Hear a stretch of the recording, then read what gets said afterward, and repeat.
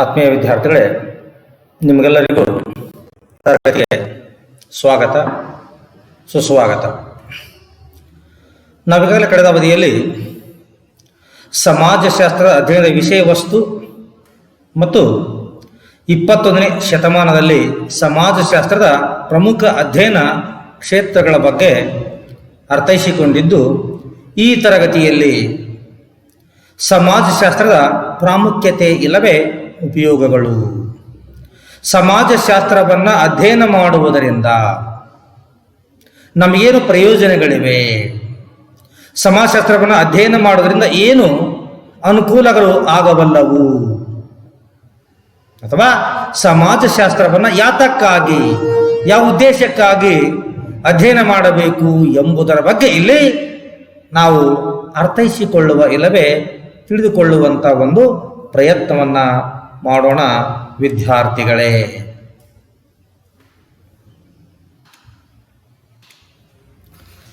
ಸಮಾಜಶಾಸ್ತ್ರದ ಪ್ರಾಮುಖ್ಯತೆ ಇಲ್ಲವೇ ಉಪಯೋಗಗಳು, importance or uses of sociology. ಸಮಾಜಶಾಸ್ತ್ರದ ಪ್ರಾಮುಖ್ಯತೆ ಅಂದರೂ ಒಂದೇ, ಸಮಾಜಶಾಸ್ತ್ರದ ಮಹತ್ವ ಅಂದರೂ ಒಂದೇ, ಸಮಾಜಶಾಸ್ತ್ರದ ಉಪಯೋಗಗಳು ಅಂದರೂ ಒಂದೇ, ಸಮಾಜಶಾಸ್ತ್ರದ ಅನುಕೂಲಗಳು ಅಂತಂದ್ರೂ ಕೂಡ ಒಂದೇ. ಯಾವುದೇ ರೀತಿಯಲ್ಲಿ ನೀವು ಗೊಂದಲಕ್ಕೆ ಒಳಗಾಗಬಾರದು ವಿದ್ಯಾರ್ಥಿಗಳೇ, ನಿಮ್ಮ ಗಮನದಲ್ಲಿರಲಿ. ಒಂದು ವಿಜ್ಞಾನದ ಉಪಯುಕ್ತತೆ ಹಾಗೂ ಅವಶ್ಯಕತೆಗಳು ಅದರ ವಿಷಯ ವಸ್ತು ಮತ್ತು ಅದಕ್ಕಿರುವ ಶಾಸ್ತ್ರೀಯ ದೃಷ್ಟಿಕೋನ ಅವಲಂಬಿಸಿರುತ್ತದೆ. ಪ್ರತಿಯೊಂದು ವಿಜ್ಞಾನವು ಒಂದಿಲ್ಲೊಂದು ರೀತಿಯಲ್ಲಿ ಜನತೆಗೆ ಉಪಯುಕ್ತವಾಗಿರುತ್ತದೆ. ಆದರೆ ಅದರ ಉಪಯೋಗ ಮಾಡಿಕೊಳ್ಳುವುದು ಬಿಡುವುದು ಜನತೆಗೆ ಸೇರಿದ್ದು. ವಿಜ್ಞಾನ ಒಂದರ ಅಥವಾ ಒಂದು ವಿಜ್ಞಾನದ ಉಪಯುಕ್ತತೆ ಹಾಗೂ ಅವಶ್ಯಕತೆಗಳು ಅದು ಅಧ್ಯಯನಕ್ಕೆ ಆಯ್ಕೆ ಮಾಡಿಕೊಂಡಿರುವಂಥ ಅದರ ವಿಷಯ ವಸ್ತು ಮತ್ತು ಆ ವಿಷಯ ವಸ್ತುವನ್ನು ಶಾಸ್ತ್ರೀಯ ದೃಷ್ಟಿಕೋನದಿಂದ ಅಧ್ಯಯನ ಮಾಡಿದರೆ ಅದು ಬಹಳಷ್ಟು ಉಪಯುಕ್ತವಾಗಬಲ್ಲದು. ಒಂದು ವಿಜ್ಞಾನದ ಉಪಯುಕ್ತತೆ ಹಾಗೂ ಅದರ ಅವಶ್ಯಕತೆಗಳು ಯಾವಾಗಲೂ ಅದರ ವಿಷಯ ವಸ್ತು ಮತ್ತು ಅದಕ್ಕಿರುವಂಥ ಆ ವಿಜ್ಞಾನಕ್ಕಿರುವಂಥ ಶಾಸ್ತ್ರೀಯ ದೃಷ್ಟಿಕೋನವನ್ನು ಅವಲಂಬಿಸಿರುತ್ತದೆ. ಯಾವ ವಿಜ್ಞಾನ ಅಥವಾ ವಿಷಯ ವಸ್ತು ತಾನು ಅಧ್ಯಯನಕ್ಕೆ ಆಯ್ಕೆ ಮಾಡಿಕೊಳ್ಳುವಂಥ ವಿಷಯ ವಸ್ತು, ತಾನು ಅಧ್ಯಯನಕ್ಕೆ ಆಯ್ಕೆ ಮಾಡಿಕೊಂಡಿರ್ತಕ್ಕಂಥ ವಿಷಯ ವಸ್ತುವನ್ನು ವೈಜ್ಞಾನಿಕ ವಿಧಾನಗಳನ್ನು ಬಳಕೆ ಮಾಡಿಕೊಳ್ಳುವುದರ ಮೂಲಕ ಅಧ್ಯಯನವನ್ನು ಮಾಡುತ್ತದೆಯೋ ಅದರ ಆಧಾರದ ಮೇಲೆ ಆ ವಿಜ್ಞಾನದ ಉಪಯುಕ್ತತೆ ಹಾಗೂ ಅದರ ಅವಶ್ಯಕತೆಗಳು ನಮಗೆ ಇರ್ತದೆ. ಪ್ರತಿಯೊಂದು ವಿಜ್ಞಾನವೂ ಕೂಡ ಅದು ಭೌತ ವಿಜ್ಞಾನವಾಗಿರಲಿ, ಸಮಾಜ ವಿಜ್ಞಾನವೇ ಆಗಿರಲಿ, ಪ್ರತಿಯೊಂದು ವಿಜ್ಞಾನವು ಒಂದಲ್ಲ ಒಂದು ರೀತಿಯಲ್ಲಿ ಜನತೆಗೆ, ಜನ ಸಮೂಹಕ್ಕೆ ಉಪಯುಕ್ತವಾಗಿರುತ್ತದೆ. ಆದರೆ ಅದರ ಆ ವಿಜ್ಞಾನದ ಉಪಯೋಗ ಮಾಡಿಕೊಳ್ಳುವುದು ಬಿಡುವುದು ಆ ಜನರಿಗೆ, ಆ ಜನ ಸಮೂಹಕ್ಕೆ ಸೇರಿರುತ್ತದೆ. ನಾವಿಲ್ಲಿ ಸ್ಪಷ್ಟಪಡಿಸಬಹುದಾಗಿದೆ. ಸಮಾಜ ವಿಜ್ಞಾನಗಳಲ್ಲಿ ಅತ್ಯಂತ ತರುಣ ವಿಜ್ಞಾನವಾಗಿರುವ ಸಮಾಜಶಾಸ್ತ್ರವು ಪ್ರಚಲಿತ ಸಮಾಜದ ಸಾಮಾಜಿಕ, ಆರ್ಥಿಕ, ರಾಜಕೀಯ ಹಾಗೂ ಧಾರ್ಮಿಕ ಮೊದಲಾದ ನೈಜ ಸ್ವಭಾವಗಳ ಪರಿಚಯದೊಂದಿಗೆ ಸಾಮಾಜಿಕ ಸಂಗತಿಗಳ ಪರಿಚಯ ಮಾಡಿಕೊಡುತ್ತದೆ.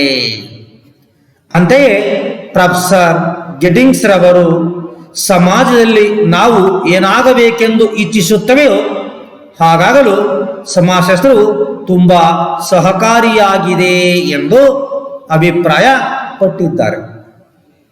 ಸಮಾಜ ವಿಜ್ಞಾನಗಳಲ್ಲಿ ಅಂದರೆ ರಾಜಶಾಸ್ತ್ರ, ಅರ್ಥಶಾಸ್ತ್ರ, ಇತಿಹಾಸ, ಮನಃಶಾಸ್ತ್ರ, ಮಾನವಶಾಸ್ತ್ರ, ತತ್ವಶಾಸ್ತ್ರ ಮೊದಲಾದ ಸಮಾಜ ವಿಜ್ಞಾನಗಳಲ್ಲಿ ಅತ್ಯಂತ ತರುಣ ವಿಜ್ಞಾನವಾಗಿರತಕ್ಕಂಥ ಸಮಾಜಶಾಸ್ತ್ರ. ಯಾಕಿದನ್ನು ನಾವು ಸಮಾಜಶಾಸ್ತ್ರವನ್ನು ಇತರ ಸಮಾಜ ವಿಜ್ಞಾನಗಳಲ್ಲಿ ಒಂದು ತರುಣ ವಿಜ್ಞಾನ ಅಂತ ಪರಿಗಣನೆ ಮಾಡ್ತೀವಿ ಅಂದ್ರೆ ಇದು ಜನ್ಮ ತಾಳಿ ಕೇವಲ 175 ವರ್ಷ ಗತಿಸಿದು. 19ನೇ ಶತಮಾನದ ಪೂರ್ವಾರ್ಧ ಭಾಗ ಅಂದ್ರೆ 1839ರಲ್ಲಿ ಆಗಸ್ಟ್ ಕೌಂಟರ ಪ್ರಯತ್ನದ ಫಲವಾಗಿ ಸಮಾಜಶಾಸ್ತ್ರ ಉಗಮವಾಗಿದೆ. ಹೀಗಾಗಿ ಇನ್ನಿತರ ಸಮಾಜ ವಿಜ್ಞಾನಗಳಿಗೆ ಹೋಲಿಕೆ ಮಾಡಿದ ಒಂದು ತರಳು ವಿಜ್ಞಾನ. ತರಳು ವಿಜ್ಞಾನವಾಗಿರ್ತಕ್ಕಂಥ ಸಮಾಜಶಾಸ್ತ್ರವು ಪ್ರಚಲಿತ ಸಮಾಜದ ಇವತ್ತೇನು ನೀವೆಲ್ಲರೂ ಕೂಡ ಬದುಕ್ತಾ ಇದ್ದೀವಲ್ಲ, ಬದುಕನ್ನು ಕಟ್ಟಿಕೊಳ್ತಾ ಇದ್ದೀವಲ್ಲ, ಈ ಪ್ರಚಲಿತ ಸಮಾಜದ ಸಾಮಾಜಿಕ, ಆರ್ಥಿಕ, ರಾಜಕೀಯ, ಶೈಕ್ಷಣಿಕ, ಸಾಂಸ್ಕೃತಿಕ ಹಾಗೂ ಧಾರ್ಮಿಕ ಮೊದಲಾದ ನೈಜ ಸ್ವಭಾವಗಳ ಪರಿಚಯದೊಂದಿಗೆ ಸಾಮಾಜಿಕ ಸಂಗತಿಗಳನ್ನ ಇಲ್ಲವೇ ಸಾಮಾಜಿಕ ವಿದ್ಯಮಾನಗಳನ್ನು ಅದು ನಮಗೆ ಪರಿಚಯವನ್ನು ಮಾಡಿಕೊಡುತ್ತದೆ.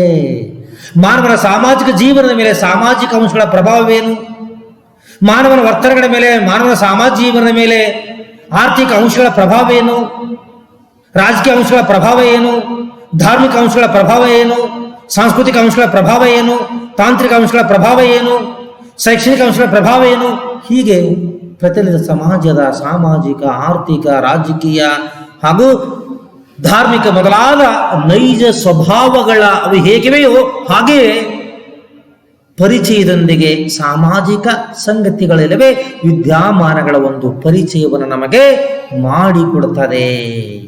ಅಂತೆಯೇ ಅಥವಾ ಆದುದರಿಂದಲೇ ಪ್ರೊಫೆಸರ್ ಗಿಡ್ಡಿಂಗ್ಸ್ ಅವರು ಸಮಾಜದಲ್ಲಿ ನಾವೇನಾಗ್ಬೇಕಂತ ಇಚ್ಛೆ ಪಡ್ತೀವೋ, ನಾವೇನಾಗ್ಬೇಕಂತ ಬಯಸ್ತೀವೋ ಹಾಗೆ ಆಗಲು, ಆ ರೀತಿ ಆಗಲು ಸಮಾಜಶಾಸ್ತ್ರವು ತುಂಬಾ ಸಹಕಾರಿಯಾಗಿದೆ ಎಂದು ಅಭಿಪ್ರಾಯ ಪಡ್ತಾರೆ. ನಾವೇನು ಸಮಾಜದಲ್ಲಿ ಏನಾಗ್ಬೇಕಂತ ಇಚ್ಛೆ ಪಡ್ತೀವಲ್ಲ, ಏನಾಗ್ಬೇಕಂತ ಬಯಸ್ತೀವಲ್ಲ, ಏನಾಗಲು ನಾವು ಮನಸ್ಸು ಮಾಡ್ತೀವಲ್ಲ, ಆ ರೀತಿ ಆಗಲು ಸಮಾಜಶಾಸ್ತ್ರ ತುಂಬಾ ಸಹಕಾರಿಯಾಗಿದೆ ಎಂದು ಅಭಿಪ್ರಾಯ ಪಡುತ್ತಾರೆ ವಿದ್ಯಾರ್ಥಿಗಳೇ. ನಾಗರಿಕತೆಯ ನಾಗಾಲೋಟದಲ್ಲಿ ಇಂದು ಸಾಮಾಜಿಕ ಜೀವನವು ಅಸ್ಥಿರಗೊಂಡಿದೆಯೇನೋ ಎಂಬಂತಹ ವಾತಾವರಣ ಸೃಷ್ಟಿಯಾಗಿದ್ದು ಅದನ್ನು ಸರಿಪಡಿಸಲು ಹಾಗೂ ಸುವ್ಯವಸ್ಥೆಯನ್ನು ಕಾಯ್ದುಕೊಳ್ಳಲು ಸಮಾಜಶಾಸ್ತ್ರದ ಅಧ್ಯಯನವು ಸಹಾಯಕವಾಗುವುದು. ಆದ್ದರಿಂದಲೇ ಆಗಸ್ಟ್ ಕೋಮ್ಟ್ ರವರು ಸಮಾಜಶಾಸ್ತ್ರವು ಸಾಮಾಜಿಕ ಪ್ರಗತಿಯ ಸಾಧನವಾಗಿರಬೇಕೆಂದು ಅಭಿಪ್ರಾಯ ಪಟ್ಟಿದ್ದಾರೆ. ಇಲ್ಲಿ ನಾಗರಿಕತೆಯ ನಾಗಾಲೋಟದಲ್ಲಿ, ಇವು ನಾಗರಿಕತೆಯ ನಾಗಾಲೋಟದಲ್ಲಿದ್ದೇವೆ.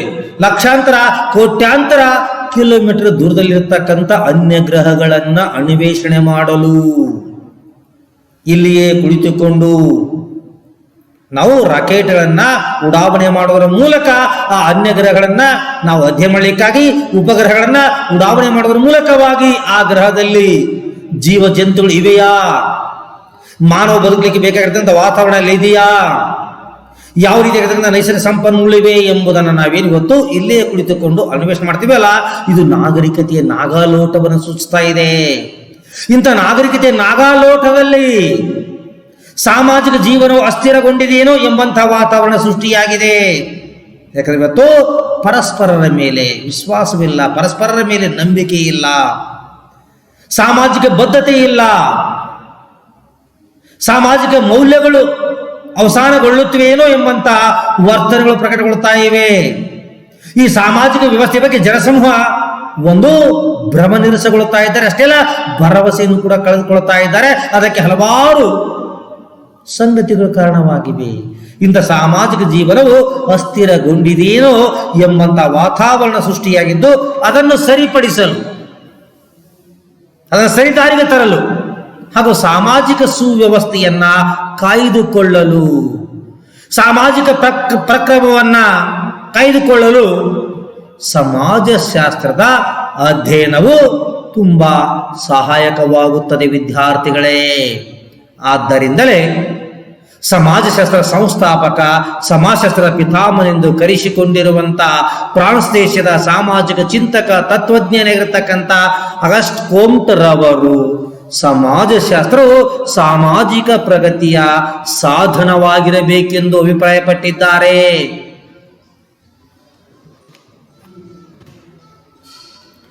ಸರಿ, ಹಾಗಾದ್ರೆ ಇಲ್ಲಿ ಸಮಾಜಶಾಸ್ತ್ರವನ್ನ ನೀವೆಲ್ಲರೂ ಕೂಡ ಅಧ್ಯಯನ ಮಾಡುವುದರಿಂದ ಆಗುವಂತ ಉಪಯೋಗಗಳೇನು, ಪ್ರಯೋಜನಗಳೇನು, ಅದರ ಪ್ರಾಮುಖ್ಯತೆ ಏನು ಎಂಬುದನ್ನು ನಾವು ನೋಡಿದರ ಮೊದಲೇ ಅಂಶ ಅಥವಾ ಒಂದು ಸಂಗತಿ, ಮಾನವರ ಸಮಾಜವನ್ನ ವೈಜ್ಞಾನಿಕವಾಗಿ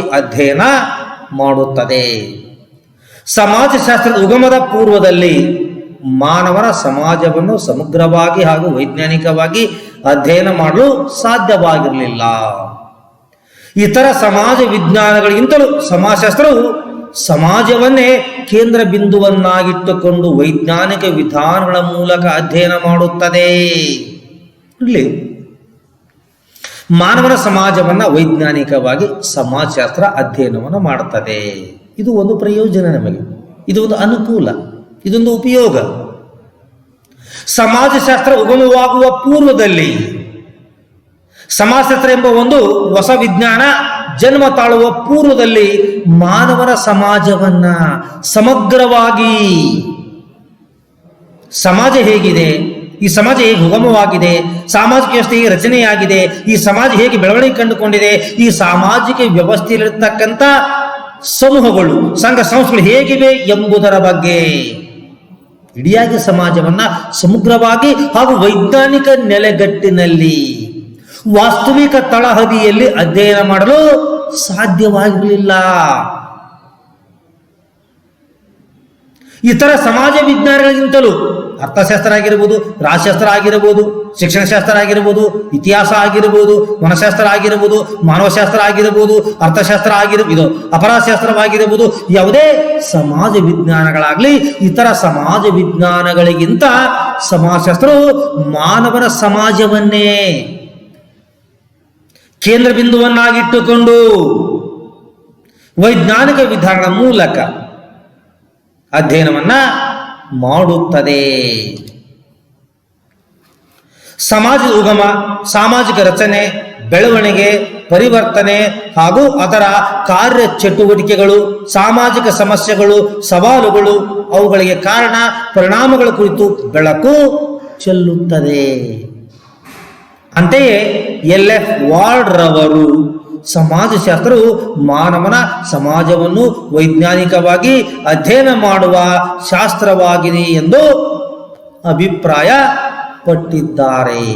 ಇಲ್ಲಿ ಸಮಾಜಶಾಸ್ತ್ರವು ಮಾನವ ಸಮಾಜದ ಉಗಮ. ಈ ಮಾನವನ ಸಮಾಜ ಯಾವಾಗ ಉಗಮವಾಯಿತು, ಸಮಾಜದ ಉಗಮದ ಪೂರ್ವದಲ್ಲಿ ಮಾನವನ ಜೀವನ ಯಾವ ರೀತಿಯಾಗಿತ್ತು, ಮಾನವ ಯಾವ ರೀತಿಯಾಗಿರ್ತಕ್ಕಂಥ ಸಾಮಾಜಿಕ ಸಂಬಂಧಗಳನ್ನ ಹೊಂದಿದ್ದ. ಸರಿ, ಸಮಾಜವೇನೋ ಉಗಮವಾಯಿತು. ಆ ಸಮಾಜ ಉಗಮವಾದ ನಂತರ ಆ ಸಾಮಾಜಿಕ ರಚನೆಯನ್ನು ಹೇಗೆ ರೂಪಿಸಲಾಯಿತು, ಸಮಾಜವನ್ನು ಹೇಗೆ ರಚನೆ ಮಾಡಲಾಯಿತು, ಸಮಾಜ ಯಾವ ರೀತಿಯಾಗಿ ಹಂತ ಹಂತವಾಗಿ ಬೆಳವಣಿಗೆ ಕಂಡುಕೊಳ್ಳುತ್ತಾ ಬಂತು, ಸಮಾಜದಲ್ಲಿ ಪರಿವರ್ತನೆಗಳು ಹೇಗೆ ಜರುಗುತ್ತಾ ಇವೆ, ಯಾವ್ಯಾವ ಅಂಶಗಳ ಪ್ರಭಾವದಿಂದಾಗಿ ಸಮಾಜ ಪರಿವರ್ತನೆ ಹೊಂದ್ತಾ ಇದೆ, ಆ ಪರಿವರ್ತನೆ ಹೊಂದುತ್ತಿರುವಂತಹ ಸಮಾಜಕ್ಕೆ ಅನುಗುಣವಾಗಿ ವ್ಯಕ್ತಿಗಳು ಅಥವಾ ಸಮೂಹಗಳು ಯಾವ ರೀತಿಯಾಗಿ ಹೊಂದಾಣಿಕೆ ಮಾಡಿಕೊಳ್ಳುತ್ತವೆ, ಹಾಗೂ ಸಮಾಜದ ಕಾರ್ಯ ಚಟುವಟಿಕೆಗಳು ಹೇಗಿವೆ, ಆ ಸಮಾಜ ಹೊಂದಿರತಕ್ಕಂಥ ಕಾರ್ಯ ಚಟುವಟಿಕೆಗಳನ್ನು ಹೇಗೆ ಹಂಚಿಕೆ ಮಾಡಲಾಗಿದೆ, ಸಮಾಜದಲ್ಲಿ ಸಮಸ್ಯೆಗಳು ಹೇಗಿವೆ, ಸವಾಲುಗಳು ಹೇಗಿವೆ, ಆ ಸಾಮಾಜಿಕ ಸಮಸ್ಯೆ ಸವಾಲುಗಳಿಗೆ ಕಾರಣಗಳೇನು, ಆ ಸಾಮಾಜಿಕ ಸಮಸ್ಯೆ ಸವಾಲುಗಳು ಸಾಮಾಜಿಕ ಜೀವನದಲ್ಲಿ ಬೀರುವಂತಹ ಪರಿಣಾಮಗಳೇನು, ಹಾಗೂ ಆ ಸಾಮಾಜಿಕ ಸಮಸ್ಯೆ ಸವಾಲುಗಳ ಪರಿಣಾಮಗಳನ್ನ ಸಂಪೂರ್ಣವಾಗಿ ಇಲ್ಲವಾಗಿಸಬಹುದೇ, ನಿಯಂತ್ರಣಕ್ಕೆ ತರಬಹುದೇ ಎಂಬುದರ ಕುರಿತು ಸಮಾಜಶಾಸ್ತ್ರವು ಬೆಳಕನ್ನ ಚೆಲ್ಲುತ್ತದೆ. ಇಂಥ ಸಮಾಜಶಾಸ್ತ್ರವನ್ನ ನಾವು ನೀವೆಲ್ಲರೂ ಕೂಡ ಅಧ್ಯಯನ ಮಾಡುವುದರಿಂದ ನಮ್ಮ ಸಮಾಜದ ಬಗ್ಗೆ ವೈಚಾರಿಕವಾಗಿರ್ತಕ್ಕಂಥ ಶಾಸ್ತ್ರೀಯವಾಗಿರ್ತಕ್ಕಂಥ ಜ್ಞಾನ ನಮಗೆ ಬರುತ್ತದೆ. ಅಂತೆಯೇ LF ವಾರ್ಡ್ ರವರು ಸಮಾಜಶಾಸ್ತ್ರವು ಮಾನವನ ಸಮಾಜವನ್ನ ವೈಜ್ಞಾನಿಕವಾಗಿ ಅಧ್ಯಯನ ಮಾಡುವ ಶಾಸ್ತ್ರವಾಗಿದೆ ಎಂದು ಅಭಿಪ್ರಾಯ ಪಟ್ಟಿದ್ದಾರೆ. ವಿದ್ಯಾರ್ಥಿಗಳೇ, 2 ವ್ಯಕ್ತಿತ್ವದ ಬೆಳವಣಿಗೆಗೆ ಸಹಾಯಕ. ಮಾನವನು ಮೂಲಭೂತವಾಗಿ ಸಮಾಜ ಜೀವಿಯಾಗಿದ್ದಾನೆ. ನಾವು ವಾಸಿಸುತ್ತಿರುವ ಸಮಾಜವು ನಿತ್ಯ ಪರಿವರ್ತನಶೀಲವಾದುದು. ಬದಲಾವಣೆಯಾಗುವ ಸಮಾಜದ ಸನ್ನಿವೇಶಗಳಿಗೆ ಮಾನವನು ಹೊಂದಾಣಿಕೆ ಮಾಡಿಕೊಳ್ಳುವುದು ಅಗತ್ಯ ಹಾಗೂ ಅನಿವಾರ್ಯವೂ ಆಗಿದೆ. ಹೊಂದಾಣಿಕೆ ಮಾಡಿಕೊಳ್ಳುವಲ್ಲಿ ಸಮಾಜದ ಬಗೆಗಿನ ಜ್ಞಾನ ಮಾನವನಿಗೆ ಅವಶ್ಯಕವಾಗಿದೆ. ಇಲ್ಲಿ ಎರಡನೇ ಅಂಶ ಅಥವಾ ಎರಡನೇ ಸಂಗತಿ ವ್ಯಕ್ತಿತ್ವದ ಬೆಳವಣಿಗೆಗೆ ಸಹಾಯಕ. ಒಬ್ಬ ವ್ಯಕ್ತಿಯ ವ್ಯಕ್ತಿತ್ವ ಸಮಗ್ರವಾಗಿ ಬೆಳೆಯಬೇಕಾದರೆ, ಬೆಳವಣಿಗೆಯನ್ನು ಹೊಂದಬೇಕಾದರೆ ಸಮಾಜಶಾಸ್ತ್ರದ ಅಧ್ಯಯನದ ಅವಶ್ಯಕತೆ ಇದೆ ಎನ್ನುವಿಲ್ಲಿ ಸ್ಪಷ್ಟಪಡಿಸಬಹುದಾಗಿದೆ. ವಿದ್ಯಾರ್ಥಿಗಳೇ, ಮಾನವನು ಮೂಲಭೂತವಾಗಿ ಸಮಾಜ ಜೀವಿ, ಮಾನವೊಬ್ಬ ಸಮೂಹ ಜೀವಿ, ಮಾನವೊಬ್ಬ ಸಂಘ ಜೀವಿ. ಸುಮಾರು 2000 ವರ್ಷಗಳ ಹಿಂದೆ ಗ್ರೀಕ್ ದೇಶದ ತತ್ವಜ್ಞಾನಿ ಅರಿಸ್ಟಾಟಲ್ ಹೇಳ್ತಾರೆ, ಮಾನವನೊಬ್ಬ ಸಂಘ ಜೀವಿ, ಆತನೊಬ್ಬ ಸಮೂಹ ಜೀವಿ. Man as a social animal, man as a no island. ಮಾನವ ಒಂದು ದ್ವೀಪವಲ್ಲ, ಮಾನವ ಒಬ್ಬ ಸಮೂಹ ಜೀವಿ. ನಾವು ವಾಸಿಸುತ್ತಿರುವಂತ ಈ ಸಮಾಜವು ನಿತ್ಯ ಪರಿವರ್ತನಶೀಲವಾದುದು. ಯಾಕಂದ್ರೆ ಬದಲಾವಣೆ ನಿಸರ್ಗದ ಸಹಜ ನಿಯಮ. ಆ ನಿಸರ್ಗದ ಅಡಿಯಿರುವಂತಹ ನಾವುಗಳು ನಮ್ಮ ಬೇಡಿಕೆಯನ್ನು ಈಡೇರಿಸಿಕೊಳ್ಳಿಕ್ಕಾಗಿ ನಾವೇ ರೂಪಿಸಿಕೊಂಡಿರುವಂತ ಈ ಸಮಾಜ ಕೂಡ, ಈ ಸಾಮಾಜಿಕ ವ್ಯವಸ್ಥೆಯೂ ಕೂಡ ನಿತ್ಯ ಪರಿವರ್ತನಶೀಲವಾದುದು. ಈ ಸಮಾಜ ಜಡಭರಿತ ವಸ್ತುವಲ್ಲ, ಗತಿಶೀಲವಾಗಿರುವಂತ ಒಂದು ವ್ಯವಸ್ಥೆ. ಬದಲಾವಣೆಯಾಗುವಂತ ಸಮಾಜದ ಸನ್ನಿವೇಶಗಳಿಗೆ, ಸಂದರ್ಭಗಳಿಗೆ ಮಾನವ ಹೊಂದಾಣಿಕೆ ಮಾಡಿಕೊಳ್ಳುವುದು ಅವಶ್ಯಕ ಹಾಗೂ ಅನಿವಾರ್ಯವೂ ಕೂಡ ಆಗಿದೆ. ಬದಲಾಂತ ಸನ್ನಿವೇಶಗಳಿಗೆ, ಬದಲಾಂತ ಸಂದರ್ಭಗಳಿಗೆ ನಾವು ಹೊಂದಾಣಿಕೆ ಮಾಡಿಕೊಳ್ಳದೆ ಹೋದರೆ ಸಮಸ್ಯೆಗಳ ಸುಳಿಯಲ್ಲಿ ಸಿಲುಕುತ್ತೇವೆ. ಈ ಸಮಾಜದ ಜನರ ಅಪಹಾಸ್ಯಕ್ಕೆ ಗುರಿಯಾಗುತ್ತೇವೆ. ಹೀಗಾಗಿ ಬದಲಾಗುವಂತ ಸಮಾಜದ ಸನ್ನಿವೇಶಗಳಿಗೆ ನಾವು ನೀವೆಲ್ಲರೂ ಕೂಡ ಹೊಂದಾಣಿಕೆ ಮಾಡಿಕೊಳ್ಳುವುದು ಅವಶ್ಯಕ ಹಾಗೂ ಅನಿವಾರ್ಯವೂ ಕೂಡ ಆಗಿದೆ. ಸರಿ ಸರ್, ಹಾಗಾದರೆ ಸಮಾಜದಲ್ಲಿ ಉಂಟಾಗುವಂತ ಬದಲಾವಣೆಗೆ ನಾವು ಹೊಂದಾಣಿಕೆ ಮಾಡಿಕೊಳ್ಳಬೇಕಲ್ಲ. ಯಾವ ರೀತಿ ಹೊಂದಾಣಿಕೆ ಮಾಡಿಕೊಳ್ಳಬೇಕು? ಆ ಹೊಂದಾಣಿಕೆ ಮಾಡಿಕೊಳ್ಳುವಲ್ಲಿ ಸಮಾಜದ ಬಗೆಗಿನ ಜ್ಞಾನ ಅವಶ್ಯಕ. ಈ ಸಮಾಜ ಹೇಗಿದೆ, ಈ ಸಮಾಜ ಯಾವ ರೀತಿಯಾಗಿ ರಚನೆಯಾಗಿದೆ, ಈ ಸಮಾಜದಲ್ಲಿರುವಂತಹ ಕಾರ್ಯ ಚಟುವಟಿಕೆ ಹೇಗೆ ಹಂಚಿಕೆಯಾಗಿವೆ, ಯಾವ್ಯಾವ ಕಾರ್ಯ ಚಟುವಟಿಕೆಗಳನ್ನ ನಿರ್ವಹಿಸುವಂತ ವ್ಯಕ್ತಿಗಳಿಗೆ ಯಾವ ಅಂತಸ್ತು ಅಥವಾ ಸ್ಥಾನಮಾನಗಳಿವೆ, ಈ ಸಮಾಜ ಯಾವ ರೀತಿಯಾಗಿರ್ತಕ್ಕಂಥ ಒಂದು ಸಂಸ್ಕೃತಿಯನ್ನು ಅಳವಡಿಸಿಕೊಂಡಿದೆ, ಇಡಿಯಾಗಿ ಸಮಾಜದ ಬಗೆಗಿನ ಜ್ಞಾನ ನಮಗೆ ಅವಶ್ಯಕವಾಗಿದೆ. ಸರ್, ಹಾಗಾದ್ರೆ ನಮ್ಮ ಸಮಾಜದ ಇಡಿಯಾಗಿ ಸಾಮಾಜಿಕ ಜಗತ್ತಿನ ಸಮಾಜದ ಜ್ಞಾನವನ್ನು ನಾವು ಪಡೆದುಕೊಳ್ಳಬೇಕಾದ್ರೆ ಏನ್ ಮಾಡಬೇಕು? ಸಮಾಜಶಾಸ್ತ್ರವು ಸಮಾಜದ ಕುರಿತು ವೈಜ್ಞಾನಿಕ ಹಾಗೂ ಸಮಗ್ರವಾದ ಜ್ಞಾನವನ್ನ ನೀಡುತ್ತದೆ. ಸಮಾಜದ ರಚನೆ, ಬೆಳವಣಿಗೆ, ಬದಲಾವಣೆ, ಸಮಸ್ಯೆಗಳು, ವ್ಯಕ್ತಿಯ ಹಕ್ಕುಗಳು ಮತ್ತು ಬಾಧ್ಯತೆಗಳು ಮೊದಲಾದ ಅಂಶಗಳ ಕುರಿತು ವೈಜ್ಞಾನಿಕ ತಿಳುವಳಿಕೆ ಮಾನವನನ್ನು ಸತ್ವಯುತವಾದ ಸದಸ್ಯನನ್ನಾಗಿ ಮಾಡುವುದರ ಜೊತೆಗೆ ಸಮರ್ಪಕ ರೀತಿಯಲ್ಲಿ ಅವನ ವ್ಯಕ್ತಿತ್ವದ ಬೆಳವಣಿಗೆಗೆ ಸಹಾಯಕವಾಗುತ್ತದೆ. ಇಲ್ಲಿ ಬದಲಾದಂಥ ಸನ್ನಿವೇಶಗಳಿಗೆ ಹೊಂದಾಣಿಕೆ ಮಾಡಿಕೊಳ್ಳುವುದು ಅನಿವಾರ್ಯ ಹಾಗೂ ಅವಶ್ಯಕ.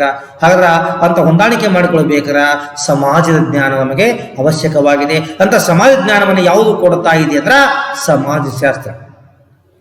ಸಮಾಜಶಾಸ್ತ್ರವು ಸಮಾಜದ ಕುರಿತು ವೈಜ್ಞಾನಿಕವಾಗಿ ಹಾಗೂ ಸಮಗ್ರವಾಗಿ ಜ್ಞಾನವನ್ನು ನೀಡುತ್ತದೆ. ಯಾಕಂದ್ರೆ ಅದು ಸಮಾಜದ ಸಂಗತಿಗಳ ಕುರಿತು ಅಧ್ಯಯನ ಮಾಡುವಾಗ ವೈಜ್ಞಾನಿಕ ವಿಧಾನಗೊಳಿಸಿಕೊಳ್ಳುತ್ತದೆ. ಆ ವೈಜ್ಞಾನಿಕ ವಿಧಾನಗಳ ಬಳಕೆಯಿಂದ ಪ್ರಾಪ್ತವಾಗುವಂತ ಜ್ಞಾನವನ್ನ ವಿಜ್ಞಾನ ಅಂತ ನಾವು ಕರಿತೀವಿ.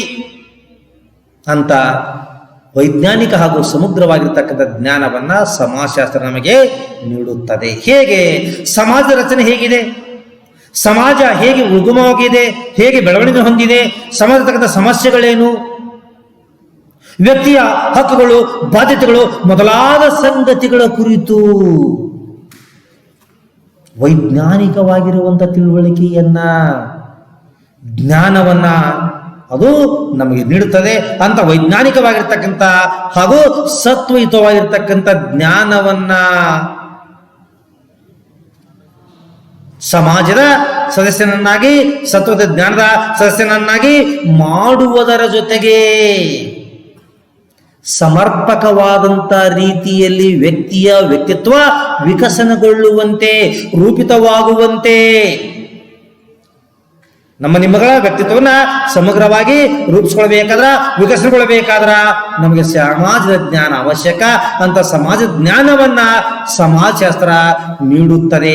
ಹೀಗಾಗಿ ಸಮಾಜಶಾಸ್ತ್ರವನ್ನ ಅಧ್ಯಯನ ಮಾಡುವುದರಿಂದ ವ್ಯಕ್ತಿಯ ವ್ಯಕ್ತಿತ್ವದ ಬೆಳವಣಿಗೆ ಸಮರ್ಪಕವಾಗುತ್ತದೆ. ಆ ವ್ಯಕ್ತಿಯ ವ್ಯಕ್ತಿತ್ವದ ಬೆಳವಣಿಗೆಗೆ ಸಮಾಜಶಾಸ್ತ್ರವು ತುಂಬಾ ಸಹಾಯಕವಾಗುತ್ತದೆ ವಿದ್ಯಾರ್ಥಿಗಳೇ. 3. ಮನೋಭಾವನೆಗಳ ಬದಲಾವಣೆಗೆ ಸಹಾಯ. ಸಮಾಜ, ಧರ್ಮ, ಸಂಪ್ರದಾಯ, ನೀತಿ, ನಿಯಮಗಳು, ಸಂಸ್ಥೆಗಳು, ಮೌಲ್ಯಗಳು, ಆದರ್ಶಗಳು ಮೊದಲಾದವುಗಳ ಬಗ್ಗೆ ವೈಚಾರಿಕ ದೃಷ್ಟಿಕೋನಗಳನ್ನು ಬೆಳೆಸಿಕೊಳ್ಳಲು ಸಮಾಜಶಾಸ್ತ್ರದ ಅಧ್ಯಯನವು ತುಂಬಾ ಉಪಯುಕ್ತವಾಗಿದೆ. ಅಲ್ಲದೆ ಬೇರೆ ಬೇರೆ ವ್ಯಕ್ತಿಗಳ ಸಮೂಹ ಇಲ್ಲವೇ ಸಮಾಜಗಳ ಬಗೆಗೆ, ಅಂದರೆ ವರ್ಗ, ಜಾತಿ, ಮತ, ಪಂಥ, ಪಂಗಡ ಮೊದಲಾದವುಗಳ ಕುರಿತು ನಾವೀಗಾಗಲೇ ಹೊಂದಿರುವ ಪೂರ್ವಾಗ್ರಹ ಪೀಡಿತ ಮನೋಭಾವನೆಗಳನ್ನು ಬದಲಾಯಿಸಿಕೊಳ್ಳಲು ಸಮಾಜಶಾಸ್ತ್ರವು ಸಹಾಯವನ್ನು ಮಾಡುತ್ತದೆ. ಇವತ್ತು ನಮ್ಮದಾಗಿರ್ತಕ್ಕಂಥ ಮನೋಭಾವನೆಗಳ ಬದಲಾವಣೆಗೆ ನಾವು ನಮ್ಮ ಬೆಳವಣಿಗೆಯ ಶಾರೀರಿಕ ಮತ್ತು ಮಾನಸಿಕ ಬೆಳವಣಿಗೆಯ ಬೇರೆ ಬೇರೆ ಕಾಲಘಟ್ಟಗಳಲ್ಲಿ ನಾವು ಈ ವ್ಯವಸ್ಥೆಯ ಬಗ್ಗೆ, ಈ ವ್ಯವಸ್ಥೆಕ್ಕಂಥ ಜನಸಮೂಹಗಳ ಬಗ್ಗೆ ನಮ್ಮದೇ ಆಗಿರ್ತಕ್ಕಂಥ ಒಂದು ಮನೋಭಾವನೆಯನ್ನ ಬೆಳೆಸ್ಕೊಂಡಿರ್ತೀವಿ, ಅಥವಾ ಯಾರೋ ಹೇಳಿದ್ದನ್ನ ಕೇಳಿಸ್ಕೊಂಡು ಅವರ ಬಗ್ಗೆ ನಮ್ಮದೇ ಆಗಿರ್ತಕ್ಕಂಥ ಮನೋಭಾವನೆಯನ್ನ ನಾವು ರೂಢಿಸ್ಕೊಂಡಿರ್ತೀವಿ ಅಥವಾ ಹೊಂದಿರುತ್ತೀವಿ. ಅಂತಹ ಮನೋಭಾವನೆಗಳ ಬದಲಾವಣೆಗೆ ಈ ಸಮಾಜಶಾಸ್ತ್ರ ಸಹಾಯಕವಾಗುತ್ತದೆ. ಹೇಗೆ ಅಂತ ನಾವು ನೋಡೋದಾದರೆ, ಸಮಾಜ, ಧರ್ಮ, ಸಂಪ್ರದಾಯ, ಈ ಸಮಾಜ ಇದೆ ನಾವೇ ರೂಪಿಸಿಕೊಂಡಿದ್ದು, ಅಂದ್ರೆ ನಮ್ಮ ಪೂರ್ವಜರೇ ರೂಪಿಸಿಕೊಂಡಿದ್ದು. ಅಗೋಚರ ಶಕ್ತಿಯನ್ನು ಸಂತೃಪ್ತಿಗೊಳಿಸುವ ಮೂಲಕ, ಅಗೋಚರ ಶಕ್ತಿಗಳೊಂದಿಗೆ ಹೊಂದಾಣಿಕೆ ಮಾಡಿಕೊಳ್ಳುವುದರ ಮೂಲಕವಾಗಿ ಆಧ್ಯಾತ್ಮಿಕ ಜ್ಞಾನವನ್ನ ಮತ್ತು ಮಾನಸಿಕ ನೆಮ್ಮದಿಯನ್ನ ನಾವು ಹೊಂದುವ ಸಲುವಾಗಿ ನಾವು ಧರ್ಮ ಎನ್ನುವಂಥ ಒಂದು ಸಂಸ್ಥೆಯನ್ನು ರೂಪಿಸಿಕೊಂಡಿದ್ದೇವೆ. ಧರ್ಮ ಅಂದರೆ ಏನು? ಧರ್ಮದ ಮೂಲಾಂಶಗಳು ಹೇಗಿವೆ? ಆ ಧರ್ಮವು ಯಾವ ರೀತಿಯ ಕಾರ್ಯಗಳನ್ನು ನಿರ್ವಹಿಸುವುದರ ಮೂಲಕ ವ್ಯಕ್ತಿಗಳ ವರ್ತನೆಗಳನ್ನು ಹಾಗೂ ವ್ಯಕ್ತಿಗಳ ಕಾರ್ಯ ಚಟುವಟಿಕೆಗಳನ್ನು ನಿರ್ವಹಿಸ್ತಾ ಇದೆ ಎಂಬುದರ ಬಗ್ಗೆ, ನಮ್ಮ ಜೀವನವನ್ನು ಸುಂದರವಾಗಿಸಿಕೊಳ್ಳುವ ಸಲುವಾಗಿ, ಸುಲಲಿತವಾಗಿ ಸಾಗಿಸಿಕೊಂಡು ಹೋಗುವ ಸಲುವಾಗಿ ನಮ್ದಾಗಿರ್ತಕ್ಕಂಥ ಸಂಪ್ರದಾಯ ಇಲ್ಲವೇ ಪದ್ಧತಿಗಳಿವೆ. ಹೀಗಿರಬೇಕು, ಹೀಗಿರಬಾರ್ದು, ಏನನ್ನು ಮಾಡಬೇಕು, ಏನನ್ನು ಮಾಡಬಾರ್ದು, ಯಾವ ರೀತಿ ಆಹಾರ ಸೇವಿಸಬೇಕು, ಯಾವ ರೀತಿ ಆಹಾರ ಸೇವಿಸಬಾರ್ದು, ಎಂಥ ಆಹಾರವನ್ನು ಯಾರು ಸೇವಿಸಬೇಕು, ಯಾರು ಸೇವಿಸಬಾರ್ದು, ಯಾವ ರೀತಿಯಾಗಿರ್ತಕ್ಕಂಥ ಉಡುಗೆ ತೊಡುಗೆಗಳು ಇರಬೇಕು, ಯಾವ ರೀತಿಯಾಗಿರ್ತಕ್ಕಂಥ ನಮ್ಮ ವರ್ತನೆ ಇರಬೇಕು, ಇರಬಾರದು ಎಂಬುದರ ಬಗ್ಗೆ ನಮ್ಮದಾಗಿರ್ತಕ್ಕಂಥ ಒಂದಿಷ್ಟು ಸಂಪ್ರದಾಯಗಳನ್ನ ಇಲ್ಲವೇ ಪದ್ಧತಿಗಳನ್ನ ರೂಢಿಸಿಕೊಂಡಿದ್ದೇವೆ. ಒಂದಿಷ್ಟು ನೀತಿ ನಿಯಮಗಳು, ಕಟ್ಟುಪಾಡುಗಳು ನಮ್ಮ ಸಾಮಾಜಿಕ ವ್ಯವಸ್ಥೆಯಲ್ಲಿವೆ. ನಮ್ಮದಾಗಿರ್ತಕ್ಕಂಥ ಆಸೋತ್ತರಗಳನ್ನು ಈಡೇರಿಸಿಕೊಳ್ಳಿಕ್ಕಾಗಿ ಅನೇಕ ಸಂಸ್ಥೆಗಳು ಇವೆ. ವಿವಾಹದ ಸಂಸ್ಥೆ, ಧರ್ಮದ ಸಂಸ್ಥೆ, ಜಾತಿಯ ಸಂಸ್ಥೆ, ಸಂವಿಧಾನದ ಸಂಸ್ಥೆ, ಒಂದು ರಾಷ್ಟ್ರ ಸಂಸ್ಥೆ, ರಾಜ್ಯ ಸಂಸ್ಥೆ, ಕಾನೂನು ಒಂದು ಸಂಸ್ಥೆ. ಎಲ್ಲಾ ಸಂಸ್ಥೆಗಳು ಕೂಡ ಮಾನವನ ಒಳಿತಿಗಾಗಿ, ಮಾನವನ ಬೇಡಿಕೆಗಳನ್ನು ಈಡೇರಿಸಲುವಾಗಿ ಒಂದಿಷ್ಟು ನಿಯಮಗಳ ಮೊತ್ತವನ್ನು ಇವು ಒಳಗೊಂಡಿವೆ. ಮೌಲ್ಯಗಳು ಹೇಗಿರಬೇಕು, ಹೇಗಿರಬಾರ್ದು, ಏನನ್ನು ಮಾಡಬೇಕು, ಏನನ್ನು ಮಾಡಬಾರ್ದು, ಯಾರೊಂದಿಗೆ ಯಾವ ರೀತಿಯಾಗಿರ್ತಕ್ಕಂಥ ಸಂಪರ್ಕ ಸಂಬಂಧ ಇರಬೇಕಿರುವಂತಹ ಮೌಲ್ಯಗಳು, ಆದರ್ಶಗಳು ಮೊದಲಾದವುಗಳ ಬಗ್ಗೆ ವೈಚಾರಿಕವಾಗಿರ್ತಕ್ಕಂಥ ದೃಷ್ಟಿಕೋನವನ್ನು ನಾವು ನೀವೆಲ್ಲರೂ ಕೂಡ ಬೆಳೆಸ್ಕೊಳ್ಬೇಕಾದರೆ ಸಮಾಜದ ಬಗ್ಗೆ, ಧರ್ಮದ ಬಗ್ಗೆ, ಸಂಪ್ರದಾಯದ ಬಗ್ಗೆ, ನೀತಿ ನಿಯಮಗಳ ಬಗ್ಗೆ, ಸಂಸ್ಥೆಗಳ ಬಗ್ಗೆ, ಮೌಲ್ಯಗಳ ಬಗ್ಗೆ, ಆದರ್ಶಗಳ ಬಗ್ಗೆ ನಾವು ವೈಚಾರಿಕ ಮನೋಭಾವನೆಯನ್ನ ಬೆಳೆಸಿಕೊಳ್ಳಬೇಕಾದರೆ ಸಮಾಜಶಾಸ್ತ್ರವನ್ನ ಅಧ್ಯಯನ ಮಾಡಬೇಕು. ಯಾಕಂದ್ರೆ ಆ ಸಮಾಜಶಾಸ್ತ್ರವು ಆ ಎಲ್ಲಾ ಸಂಗತಿಗಳ, ಎಲ್ಲಾ ಸಂಸ್ಥೆಗಳ, ಆ ಎಲ್ಲಾ ವಿದ್ಯಮಾನಗಳನ್ನ ವೈಚಾರಿಕ ನೆಲೆಗಟ್ಟಿನಲ್ಲಿ ಅಧ್ಯಯನ ಮಾಡಿ ಅದರ ಬಗ್ಗೆ ಜ್ಞಾನವನ್ನ ಸಂಗ್ರಹಿಸಿರುತ್ತದೆ. ಬೇರೆ ಬೇರೆ ವ್ಯಕ್ತಿಗಳ, ಸಮೂಹಗಳ ಇಲ್ಲವೇ ಸಮಾಜಗಳ ಬಗೆಗೆ ವರ್ಗ, ಮೇಲ್ವರ್ಗ, ಮಧ್ಯಮ ವರ್ಗ, ಕೆಳವರ್ಗ, ಶ್ರೀಮಂತ ವರ್ಗ, ಮಧ್ಯಮ ವರ್ಗ, ಬಡವರ್ಗ, ಈ ವರ್ಗ ವ್ಯವಸ್ಥೆ ನಮ್ಮ ಭಾರತೀಯ ಸಾಮಾಜಿಕ ವ್ಯವಸ್ಥೆಯಲ್ಲಿ ಇಲ್ಲದೇ ಇರಬಹುದು. ಜಗತ್ತಿನ ಬೇರೆ ಬೇರೆ ಸಮಾಜಗಳಲ್ಲಿ ವರ್ಗ ವ್ಯವಸ್ಥೆ ಇದೆ. ಒಂದು ಜಾತಿ, ಬ್ರಾಹ್ಮಣ, ಕ್ಷತ್ರಿಯ, ವೈಶ್ಯ, ಶೂದ್ರ, ಅದರಲ್ಲಿ ಸುಮಾರು 4,000ಕ್ಕಿಂತಲೂ ಜಾತಿ ಉಪಜಾತಿಗಳಿದ್ದು ಆ ಜಾತಿ ವ್ಯವಸ್ಥೆ ನಮ್ಮ ಸಮಾಜದ ಒಂದು ಅವಿಭಾಜ್ಯ ಅಂಗ ಎಂಬಂತೆ ಸಾವಿರಾರು ವರ್ಷಗಳಿಂದ ಸಾಗಿಕೊಂಡು ಬಂದಿದೆ. ಮತ ಅಂದರೆ ಧರ್ಮ, ಈ ಮಾನವ ಕುಲ, ಈ ಮನುಷ್ಯ, ಈ ಮನುಜ ಅಗೋಚರ ಶಕ್ತಿಗಳ ಬಗ್ಗೆ ಹೊಂದಿರುವಂತಹ ವಿಶಿಷ್ಟ ರೂಪಗಳ ಒಂದು ನಂಬಿಕೆ ನಾವಿಲ್ಲಿ ಸಾಮಾನ್ಯವಾಗಿ ಧರ್ಮ ಅಂತೀವಿ. ಆ ಧರ್ಮದಲ್ಲಿ ಅನೇಕ ಮತಗಳು, ಪಂಥಗಳು. ಇಸ್ಲಾಂದಲ್ಲಿ ಸುನ್ನಿ ಮತ್ತು ಸಿಯಾ, ಹಿಂದೂದಲ್ಲಿ ಶೈವ, ವೈಷ್ಣವ ಹಾಗೂ ಶಾಕ್ತೇಯ, ಕ್ರೈಸ್ತರಲ್ಲಿ ಕ್ಯಾಥೋಲಿಕ್ ಮತ್ತು ಪ್ರೊಟೆಸ್ಟೆಂಟ್, ಅನೇಕ ಪಂಥಗಳು, ಹಲವಾರು ಪಂಗಡಗಳು. ಅವುಗಳ ಬಗ್ಗೆ ನಾವು ಈಗಾಗಲೇ ಒಂದು ಪೂರ್ವಾಗ್ರಹ ಪೀಡಿತ ಮನೋಭಾವನೆಗಳನ್ನ ಒಳಗೊಂಡಿವೆ. ಕ್ರೈಸ್ತರಂದ್ರೆ ಹಾಗೆ, ಇಸ್ಲಾಮರಂದರೆ ಹೀಗೆ, ಸಿಖ್ಖರೆಂದರೆ ಹಾಗೆ, ಬೌದ್ಧರೆಂದರೆ ಹೀಗೆ, ಜೈನರೆಂದರೆ ಹೀಗೆ, ಹಿಂದೂಗಳೆಂದರೆ ಹಾಗೆ.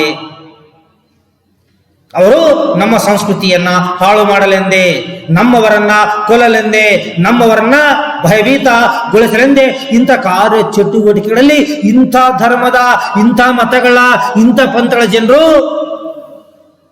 ಕಾರ್ಯಪ್ರವೃತ್ತರಾಗಿದ್ದಾರೆ. ಇಂಥ ಧರ್ಮಗಳ ಬಗ್ಗೆ, ಜಾತಿಗಳ ಬಗ್ಗೆ, ಮತಗಳ ಬಗ್ಗೆ, ಪಂಥಗಳ ಬಗ್ಗೆ, ಪಂಗಡಗಳ ಬಗ್ಗೆ ನಮಗೆ ಯಾರೋ ಹೇಳಿದ್ದಾರ, ಅದು ಸತ್ಯವೆಂದು ನಾವು ನಂಬಿದ್ದೇವೆ.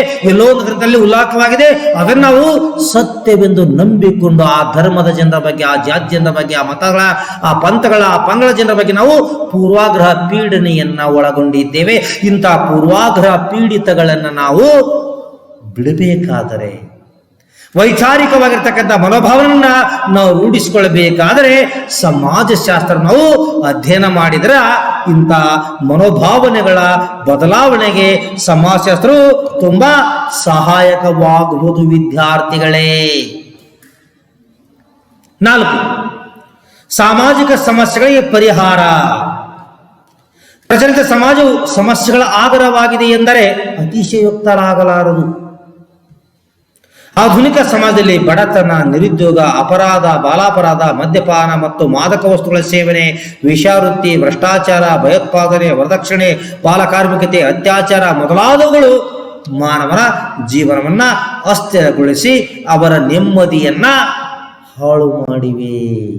ಇಲ್ಲಿ ಸಮಾಜಶಾಸ್ತ್ರವನ್ನ ನಾವು ನೀವೆಲ್ಲರೂ ಕೂಡ ಅಧ್ಯಯನ ಮಾಡೋದ್ರಿಂದ ನಮ್ಮ ಸಮಾಜವೊಂದರಲ್ಲಿರ್ತಕ್ಕಂಥ ಸಾಮಾಜಿಕ ಸಮಸ್ಯೆಗಳ ಪರಿಹಾರೋಪಾಯವನ್ನದು ಸೂಚಿಸುತ್ತದೆ. ಪ್ರಚಲಿತ ನಾವೆಲ್ಲರೂ ಕೂಡ ವಾಸಿಸುವಂತೆ ಸಮಾಜವು ಸಮಸ್ಯೆಗಳ ಆಗರವಾಗಿದೆ ಎಂದರೂ ಕೂಡ ಅತಿಶಯೋಕ್ತಿಯಾಗಲಾರದು. ಸಮಸ್ಯೆಗಳ ಒಂದು ಆಗರವಾಗಿದೆ ಎಂದರೂ ಅತಿಶಯೋಕ್ತಿಯಾಗಲಾರದು. ಆಧುನಿಕ ಸಮಾಜದಲ್ಲಿ ನಿರುದ್ಯೋಗ ಇದೆ, ವಿದ್ಯಾವಂತ ನಿರುದ್ಯೋಗ ಇದೆ. ಹೆಚ್ಚುತ್ತಿರುವಂತಹ ಜನಸಂಖ್ಯೆಗೆ ಅನುಗುಣವಾಗಿ ಆ ಸಮಾಜ ಅಥವಾ ಆ ರಾಷ್ಟ್ರ ಅಥವಾ ಆ ದೇಶ ಉದ್ಯೋಗ ಅವಕಾಶಗಳನ್ನ ಸೃಷ್ಟಿಸಲಿಕ್ಕೆ ಸಾಧ್ಯವಾಗದೇ ಇವತ್ತು ನಿರುದ್ಯೋಗ ತಾಂಡವಾಡ್ತಾ ಇದೆ. ಬಡತನ ನಮ್ಮ ಜೀವನ ನಿರ್ವಹಣೆಗೆ ಅತ್ಯಗತ್ಯವಾಗಿರ್ತಕ್ಕಂಥ ಅವಶ್ಯಕತೆಗಳನ್ನ ಈಡೇರಿಸಿಕೊಳ್ಳಲಿಕ್ಕೆ ಸಾಧ್ಯವಾಗದೇ ಇರತಕ್ಕಂಥ ಸ್ಥಿತಿಯ ನಾವು ಬಡತನ ಕರಿತೀವಿ. ಇವತ್ತು 28%ಕ್ಕಿಂತಲೂ ಹೆಚ್ಚು ಜನಸಮೂಹ ಇವತ್ತು ಭಾರತೀಯ ಸಮಾಜದಲ್ಲಿ ಕಡುಬಡವರಾಗಿ ಉಳಿದಿದ್ದಾರೆ. ಅವರ ಜೀವನದ ಸುಗಮ ಸಾಗುವಿಕೆಗೆ ಅತ್ಯಗತ್ಯವಾಗಿರ್ತಕ್ಕಂಥ ಅಗತ್ಯತೆಗಳನ್ನ ಪೂರೈಸಿಕೊಳ್ಳಲಾರಂತ ಸ್ಥಿತಿ ಅವರದಾಗಿದೆ. ಇಂಥ ಬಡತನ, ನಿರುದ್ಯೋಗ, ಅಪರಾಧ, ಸಾಮಾಜಿಕ ನಿಯಮಗಳು ಇಲ್ಲವೇ ಕಾಯ್ದೆ ಕಾನೂನನ್ನು ಉಲ್ಲಂಘಿಸುವಂತ ಕಾರ್ಯ ಚಟುವಟಿಕೆಯಲ್ಲಿ ಪಾಲ್ಗೊಳ್ಳುವಂತ ಚಟುವಟಿಕೆ ಅಪರಾಧವಾಗಿದೆ. ಅಂತ ಅಪರಾಧ ಇವತ್ತು ಆಧುನಿಕ ಸಮಾಜದಲ್ಲಿ ಒಂದು ಭೀಕರವಾಗಿರ್ತಕ್ಕಂಥ ಸಮಸ್ಯೆಯಾಗಿ ಕಾಡುತ್ತಾ ಇದೆ.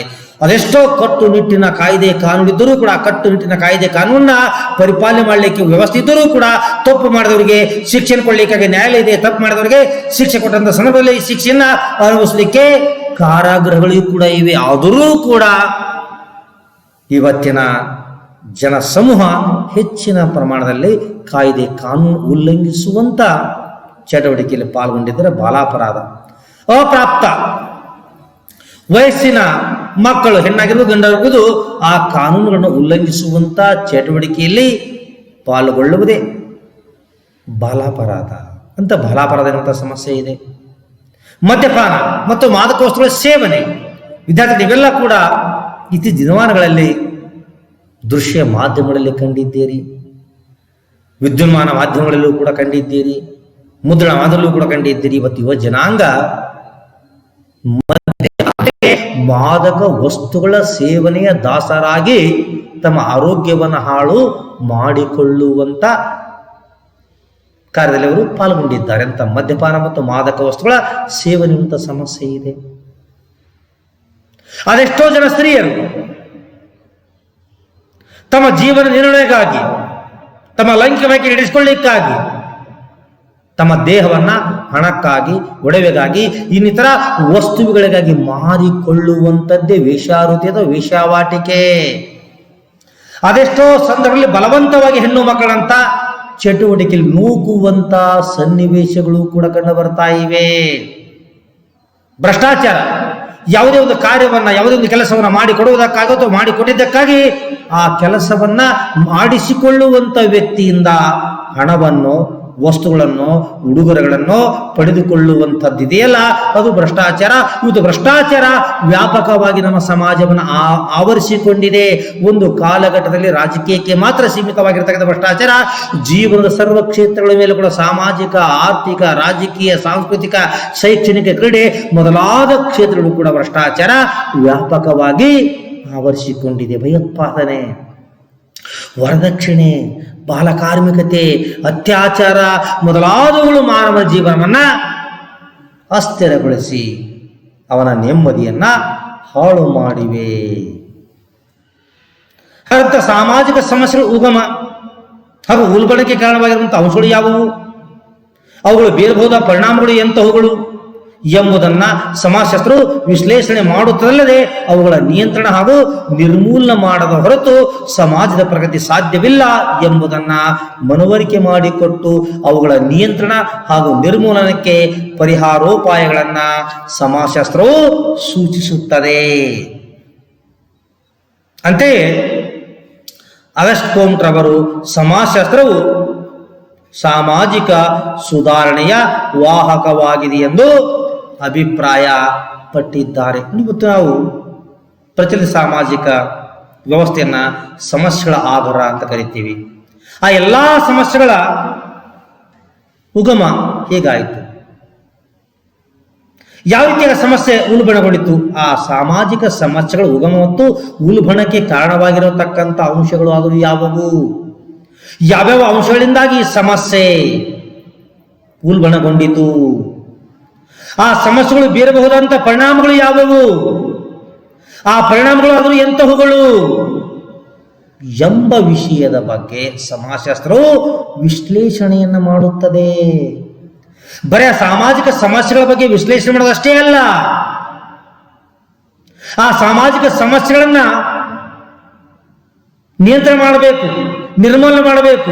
ನಿಯಂತ್ರಣ ಮತ್ತು ನಿರ್ಮೂಲನೆ ಮಾಡದ ಹೊರತು ಸಮಾಜದ ಪ್ರಗತಿ ಸಾಧ್ಯವಿಲ್ಲ. ನೀವೇನಾದರೂ ಕೂಡ ಸಮಾಜವನ್ನ ಪ್ರಗತಿಗೊಳಿಸಬೇಕು, ನಮ್ಮ ಸಮಾಜವನ್ನ ಪ್ರಗತಿಯ ಪಥದತ್ತ ಕೊಂಡೊಯ್ಯಬೇಕೆಂದರೆ ಮೊದಲಿಗೆ ಆ ಸಾಮಾಜಿಕ ವ್ಯವಸ್ಥೆ ಇರತಕ್ಕಂಥ ಸಮಸ್ಯೆ ಸವಾಲುಗಳನ್ನ ನಿಯಂತ್ರಿಸಿ, ಸಾಧ್ಯವಾದರೆ ನಿರ್ಮೂಲನೆ ಮಾಡಲಿಕ್ಕೆ ಸಾಧ್ಯವಿಲ್ಲ ಅವುಗಳನ್ನು ನಿರ್ಮೂಲನೆ ಮಾಡ್ರಿ ಅಂದ್ರೆ ಮಾತ್ರ ಸಮಾಜದ ಪ್ರಗತಿ ಸಾಧ್ಯ ಎಂಬುದನ್ನ ಈ ಸಮಾಜಶಾಸ್ತ್ರ ನಮಗ ಉಲ್ಲೇಖ ಮಾಡ್ತಾರೆ. ಅಷ್ಟೇ ಅಲ್ಲ, ಯಾವ್ಯಾವ ಸಮಸ್ಯೆಗಳಿಗೆ ಯಾವ್ಯಾವ ರೀತಿಯಾಗಿರ್ತಕ್ಕಂಥ ಪರಿಹಾರೋಪಾಯಗಳನ್ನ ರೂಪಿಸಿದರೆ ಆ ಸಮಸ್ಯೆ ನಿಯಂತ್ರಣಕ್ಕೆ ಬರ್ತದೆ, ಆ ಸಮಸ್ಯೆ ನಿರ್ಮೂಲಗೊಳ್ಳುತ್ತದೆ ಎಂಬುದರ ಕುರಿತು ಸಮಾಜಶಾಸ್ತ್ರವು ಪರಿಹಾರೋಪಾಯಗಳನ್ನ ಸೂಚಿಸುತ್ತದೆ. ಅಂತೆಯೇ ಸಮಾಜಶಾಸ್ತ್ರದ ಸಂಸ್ಥಾಪಕನಾಗಿರುವಂಥ ಅಗಸ್ಟ್ ಕೋಮ್ಟ್ ರವರು ಸಮಾಜಶಾಸ್ತ್ರವು ಸಾಮಾಜಿಕ ಸುಧಾರಣೆಯ ವಾಹಕವಾಗಿದೆ ಎಂದು ಅಭಿಪ್ರಾಯ ಪಟ್ಟಿದ್ದಾರೆ. ವಿದ್ಯಾರ್ಥಿಗಳು ಇಲ್ಲಿ ಸಮಾಜಶಾಸ್ತ್ರದ ಪ್ರಾಮುಖ್ಯತೆ ಅಥವಾ ಉಪಯೋಗಗಳಿಗೆ ಸಂಬಂಧಪಟ್ಟಂತೆ ನಾವು 4 ಅಂಶಗಳನ್ನು ಪ್ರಮುಖವಾಗಿ ಅರ್ಥೈಸಿಕೊಂಡಿದ್ದೇವೆ. ಉಳಿದ ಅಂಶಗಳ ಬಗ್ಗೆ, ಉಳಿದ ವಿಷಯದ ಬಗ್ಗೆ ನಂತರದ ತರಗತಿಯಲ್ಲಿ ತಿಳಿದುಕೊಳ್ಳುವ ಇಲ್ಲವೇ ಅರ್ಥೈಸಿಕೊಳ್ಳುವ ಒಂದು ಪ್ರಯತ್ನವನ್ನ ಮಾಡೋಣ ವಿದ್ಯಾರ್ಥಿಗಳೇ. ಇಲ್ಲಿಗೆ ಈ ತರಗತಿಯನ್ನ ಮುಕ್ತಾಯಗೊಳಿಸೋಣ. ನಿಮ್ಮ ಭೇಟಿ ಮುಂದಿನ ತರಗತಿಯಲ್ಲಿ.